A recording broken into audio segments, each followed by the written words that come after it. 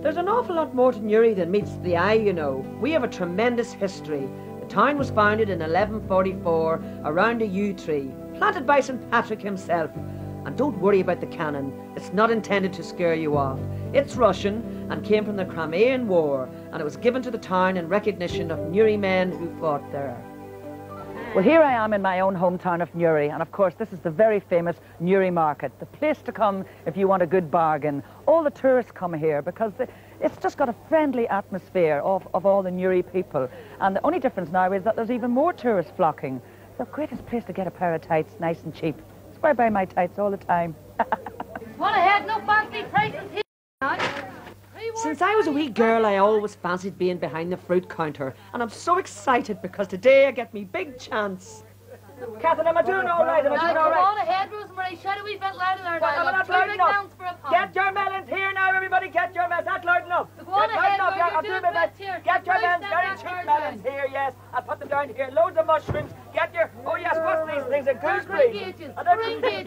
Do you remember the tights I was talking about? I got a brilliant deal on a lovely wee pair of black fishnets. A wee present for you. Oh, fishnets. I know you like those.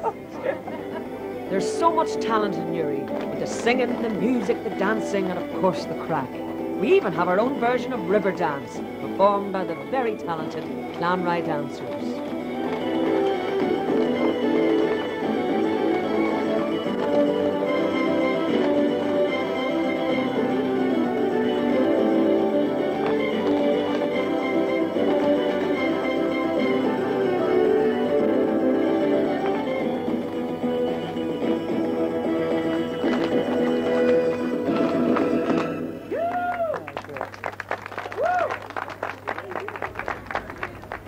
Of course, our cathedral is right in the heart of Newry, but one of the most famous businesses in Newry is Arthur McCann, the bakery. And of course, it's famous for its bread, its sweet cakes, and there are tours here where visitors can go every weekday. Of course, if you don't know where to go, all you've got to do is follow your nose, because the aroma is absolutely fantastic. All that lovely fresh bread. I'm off to get a sample.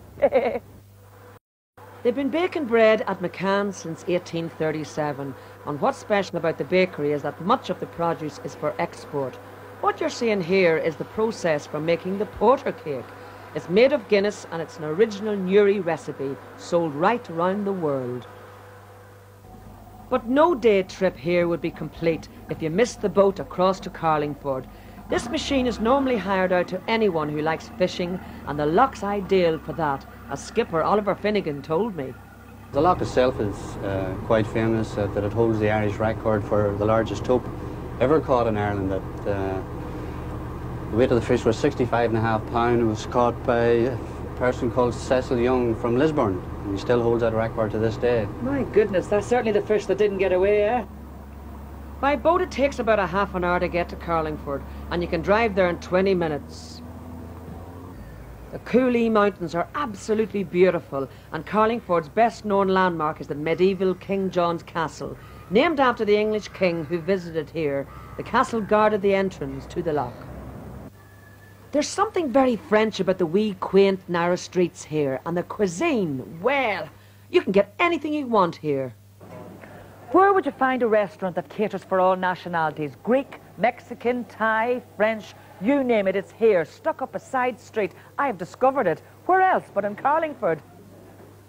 McGee's Bistro was packed when I arrived, and you can get a fab meal for two here, including a bottle of wine for 20 quid. Do you know that day in Newry and Carlingford has made me quite dizzy, and I haven't even had a drink yet. But I'll be back, because there's just no place like home.